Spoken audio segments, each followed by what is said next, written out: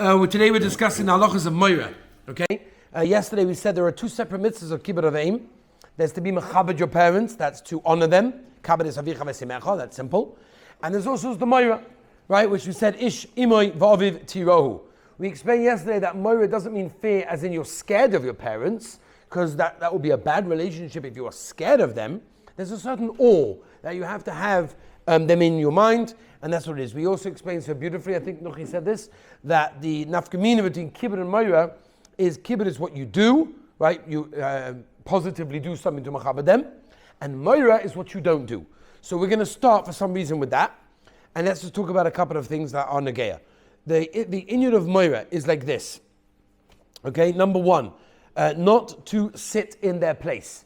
So you are basically makayim, the mitzvah d'oraisa of fear of your parents when you do not sit in their place. Sitting in their place obviously means a specific designated place that they have, not stum every night someone sits somewhere else. But if this is your father's office chair, this is your father's couch, this is his chair and his seat in the dining room, in the Shabbos room, in the kitchen, whatever it may be, that is what it is over there. In shul is very negeya. This is your father's seat in shul in that case. By the way, this applies, Simcha, even if your father is not there, not home, not around, it's still also to sit in his place over there in that case. There are poskim that say, by the way, if your father's not in shul, he actually may even prefer that you are in his place, because at least you're sitting in a place as opposed to walking around, and therefore there is what to say over there. Standing in your... There is what to say about it, sitting in your father's seat. That could be he's not makbid. If he's not there, he would like you to sit in his seat. That's not called a lack of kavod or respect. Now, standing in a place that your father stands in. It's an interesting case. I never saw this before.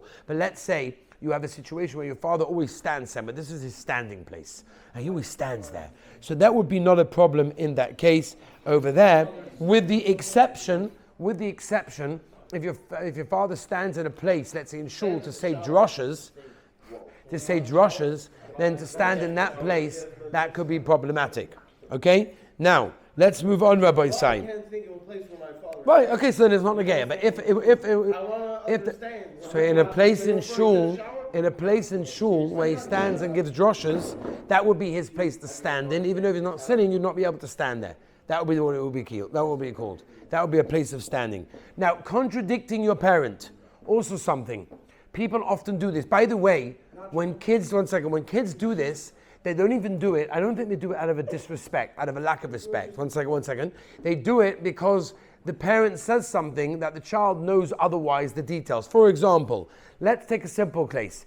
Let's talk about a case of a parent comes along, school starts tomorrow at 9 o'clock. Now you know that yesterday they said it starts at 9:30. So you say, not true, 9:30. Now you're not saying it out of a lack of respect. You're saying it because you happen to know. That is wrong. You cannot do that. You're not allowed to contradict a parent in any way, shape, or form. By the way, you're not even allowed to say, listen to this, my father's right.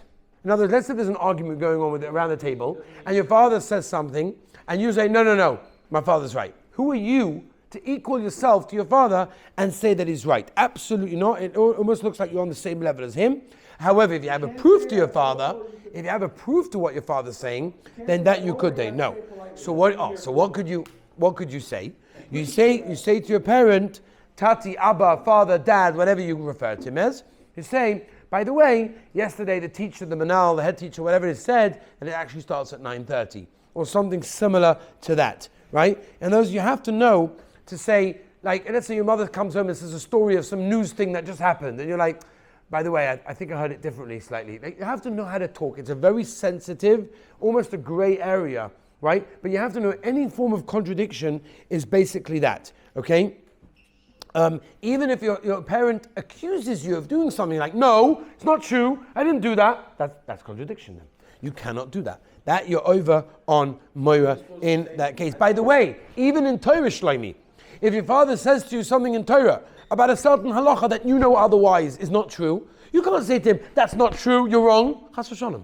You could say, I learned slightly differently. Let's look it up inside together. Let's call up the Rav, whatever it may be. Okay? Now, Lamaisa, when a person is not in his parents' presence, he is allowed to say he agrees to his father.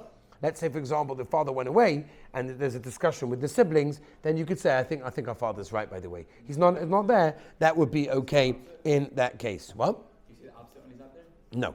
Now, interrupting, by the way, a parent. Again, these are some of the things we do all the time without even realizing we do them, and it's important to know. Interrupting a parent. If a parent is talking and you interrupt them, absolutely, there's no moira, there's no fear. That's not being Mekayim, Ish, Imoy, Va'aviv, Tiro. A person has to be very, very careful to do that. By the way, calling a parent, that's the same name. Calling a friend of yours that's got the same name as your parent in front of the parent is problematic. I don't want to go now into all the details. Is it a nickname? Is it a real name? One name? Two names? There's all different shilas. I'm not going to go into it now. Again, I have a lot more shurim on this on Torah Anytime that are much more, going through many more details, Simcha.